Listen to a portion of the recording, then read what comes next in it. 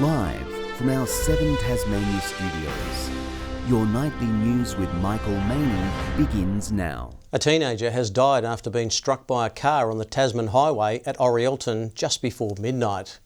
Police believe the boy was lying on the ground when he was struck after he had earlier been in the area with friends. Emergency crews were called to the area at Orielton, north of Sorell. The driver of the vehicle that hit the boy stopped immediately once he'd realised what had happened and contacted police and emergency services straight away, and he remained at the scene with other witnesses until the arrival of police and emergency services. The 16-year-old male pedestrian from Berrydale died at the scene. Meanwhile, police are searching for a male driver who was responsible for a hit-and-run accident at Bridport on New Year's Eve. An 18-year-old woman was struck by a vehicle on a nearby beach, and the driver left without providing contact details. Renovation activity in Tasmania is surging, with over $700 million recorded in the past financial year. With further growth expected, the Tasmanian market is proving popular. Tasmania's love affair with home renovations is set to continue. Despite a slight dip in renovation activity post-pandemic, the sector continues to grow, with $710 million spent this past financial year. People can still afford to buy a home, and then they can put as much money or as little money as they want into the place that they're bought to make it their own. Renovations growing to $750 million this financial year. Tradies run off their feet, even amid warnings of an economic slowdown. So what we're needing to look at is 1,500 new employees in the building construction sector every year for the next decade, just to keep up with what's already in the pipeline. An acute skills shortage hitting hard, so too the cost of construction. It's really putting a lag on the timeframes around the ability to build and also what we can build. Also affecting demand, more arrivals on our shores, looking to give our older properties a facelift. We had a massive population boom over the COVID period, some 40,000 more people in Tasmania than we expected when the census was conducted. The Housing Industry Association says renovating in Tasmania is on the rise because of its ageing housing stock, making properties like this ripe for a makeover. There's also calls from the building industry for more affordable medium density homes and a smoother planning scheme. So we know that we've got a shortage of housing. That's why we've committed to the 10,000 more social and affordable homes, but we also know that we need more homes built in the private sector as well. Melinda Ogden, 7 Tasmania News.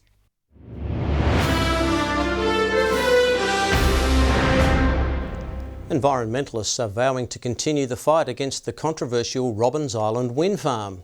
The Bob Brown Foundation claiming its operation risks the endangered orange-bellied parrot's survival. Protecting biodiversity is equally important as transitioning to renewable energy.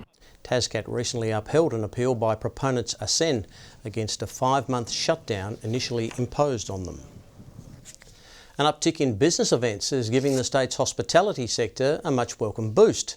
It's quickly becoming a major financial contributor and is showing no signs of slowing down as the industry fires up the ovens for a bumper year ahead. Serving up a $200 million injection, companies like Elevated Catering are celebrating a solid past 12 months, contributing to the state's fast-growing business event sector. The last 12 months have certainly been busy and a challenge for us, certainly after coming out of a very hard period for hospitality. The Devonport-based caterers busily keeping up with the demand as more corporate events pick Destination Tasmania. That is able to welcome guests from around the country, interstate, internationally as well. From plating up some of the state's best culinary delights to the perfect beverages to match, the sector is celebrating a bumper year of benefits in and out of conference centres. Bang for our buck, if you like, because people are willing to come to Tasmania and spend a little extra on the very finest of quality of what we produce here. Not running out of fire just yet, it's already shaping up to be another strong year on the cookbooks. There's a lot of really big events, so for us, we're making plans and moves already to tackle that. Projections for this year's events are in. Around 7,700 people will be visiting our shores between April and October. There are more on the way that yet to be finalised. Plenty to come for this year's corporate menu. Victoria Risto, 7 Tasmania News. The latest tennis star revealed competing at the Hobart International is former world number 4 Sofia Kenin. The 25-year-old Russian-born American is no stranger to Tassie courts, having previously won the title back in 2019. She's done it before and she could do it again. Sofia Kenin locked in as a wild card ahead of the Hobart International. We're so thrilled to have Sofia coming back.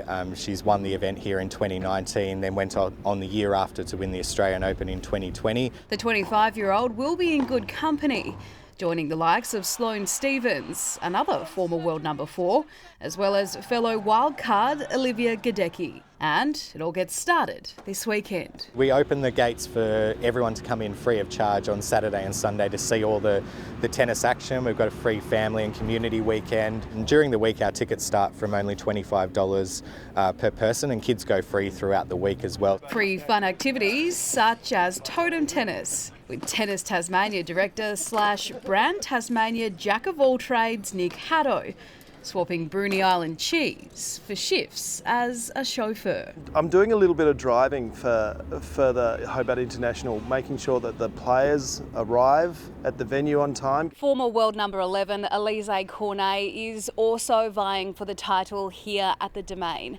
Having won back in 2016, 8 years later, she's hoping to prove she's still got it. I know what I can do. I know that when I can bring my best tennis, I can beat the best player in the world. Memory of me winning here in Hobart has always been one of my favorites. I really hope I can do it again. With the quality lineup, she'll have a stern test ahead of her.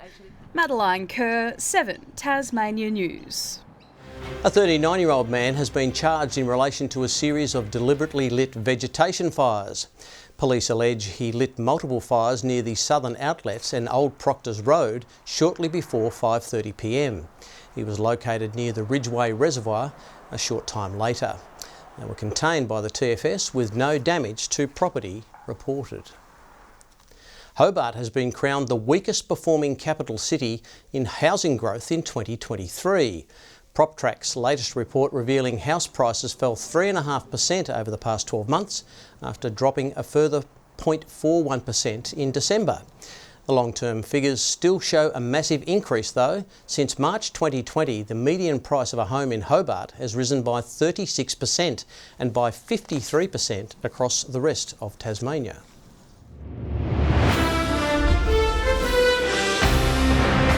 The Hobart Hurricanes are back in finals contention after a rocky start to the season. Hosting the Sydney Thunder at Blunston Arena yesterday, the Cane Train was in fine form right from the start. A strong bowling effort restricted the visitors to 8 for 150. Then a Ben McDermott batting masterclass helped seal the Canes a much-needed victory. McDermott, he brings up his 50. 13th time he's done that in the Big Bash. The Hurricanes eventually making it home with 11 balls to spare. The win sees them jump from the bottom of the table to 5th. Just when you think the Sydney to Hobart buzz is dying down, out sails dozens of yachts taking part in the annual King of the Derwent. Race favourites Alive and Wild Thing battling it out on the windy waters of Hobart before a worrying close encounter. I've never been that close before. The crown went to recent Sydney Hobart winner Alive, skippered by Duncan Hine. Good evening. Low cloud and showers fell about the east today. We experienced partly cloudy conditions for the remainder of the state. Hobart 21, the state's top, was recorded in Launceston with 29, Devonport 25, Burnie 24. Flinders Island 26, 25 for Smithton and Bushy Park. King Island, Low Head and Strawn all 24. Friendly Beaches 23, St Helens 22, Laiwini 20 degrees and 19 was the top for Maria Island. Extensive high-level cloud is over Tasmania with patchy patchy low-level cloud overhead. Thunderstorms are forming from southwestern Queensland through western New South Wales and over Victoria. Storms are also seen over western SA and coastal parts of Queensland and the Territory. Tomorrow, Tasmania is still sitting between areas of high pressure to the west and east with a trough overhead. East to southeasterly winds 10 to 20 knots, increasing to 30 knots at times in the early morning in the far northeast. Southwesterly swells building to 2 metres. A strong wind warning has been issued tomorrow for the far northwest coast. Now, for those hitting the taste of summer tomorrow, pack a brolly, with Hobart expecting a shower or two, 24 degrees. Similar conditions in Geeveston, 25, showers and a possible storm for Bothwell, 27. Warming up in Launceston, 31, with showers and a possible storm. A shower or two on the way for Devonport, 27. Possible storms also and showers for Cressy, 29's the top. A shower or two extending to the west, Burnie, 25, Strawn, 24, Curry, 23. Possible storms brewing in St Helens, 23. Showers increasing in Swansea, also 23. Orford, a shower or two with 24 degrees. Thursday, light showers about the south and east, clearing during the afternoon. Fine elsewhere until isolated showers develop about the northwest in the evening. Friday, fine apart from isolated showers about the northwest. And Saturday, remaining fine, although those isolated showers continue about the northwest. Looking now to the nation's forecast tomorrow. Adelaide, cloudy, 27, 29 and mostly sunny in Sydney. A shower or two in Brisbane, 30 degrees, 43 and partly cloudy conditions for Alice Springs. Looking now at current temps across the state. 19 in Hobart. It's very warm in Launceston, 28, 21 and cloudy in Devonport. Now, I'm glad I volunteered to work this week, Michael. I think it's Tuesday. I think it is. Not much of it left, Kaya. That's all your news for now. Thanks for joining us. Have a great evening. Good night.